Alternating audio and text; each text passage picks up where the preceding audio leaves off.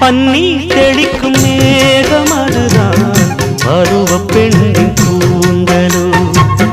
கண்ணே உனது கைகள் ரெண்டும்